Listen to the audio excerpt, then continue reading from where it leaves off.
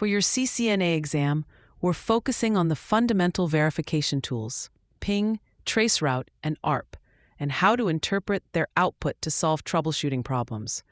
Let's start with ping. You use it to test basic IP reachability. At its core, ping uses the Internet Control Message Protocol, or ICMP, by sending an ICMP echo request and waiting for an ICMP echo reply. On the exam, you won't just be asked what ping does, but what its output means. A successful ping on a Cisco device shows an exclamation mark for each reply. A period indicates a timeout. The device sent the request but didn't get a reply in time. This is a huge clue pointing towards a routing problem, a firewall blocking ICMP, or the remote host being down.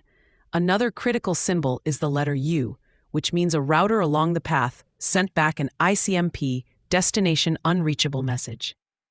This tells you that a router in the path doesn't have a route to the destination network, which is a different problem than a simple timeout. Next is traceroute, which shows you the path, or hops, a packet takes to reach a destination. This is where a major exam trap exists.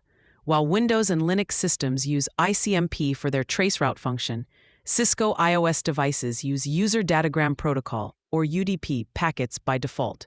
The CCNA will test you on the Cisco implementation. Traceroute works by sending a series of packets with an incrementally increasing time to live, or TTL value. The first packet has a TTL of 1. The first router receives it, decrements the TTL to 0, discards the packet, and sends an ICMP Time Exceeded message back. That's how your device discovers the first hop. It then sends a packet with a TTL of 2 to discover the second hop, and so on. If you see asterisks in the output, it means the probes to that hop timed out. This could be a firewall blocking the UDP packets or the router itself being configured not to send ICMP Time Exceeded messages. Now let's talk about the Address Resolution Protocol, or ARP. ARP is the critical link between Layer 3 and Layer 2, used to find the hardware or MAC address of a device from a known IP address. A common exam scenario involves understanding that ARP only works on the local network segment or broadcast domain. ARP packets do not cross routers. When a host needs to send a packet to another host on the same subnet, it sends a broadcast ARP request to all devices on the segment, asking who has the destination IP.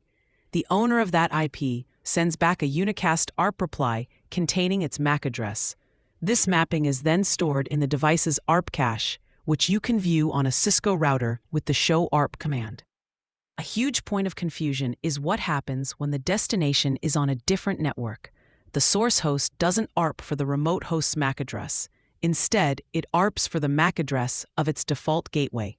The gateway then takes over routing the packet.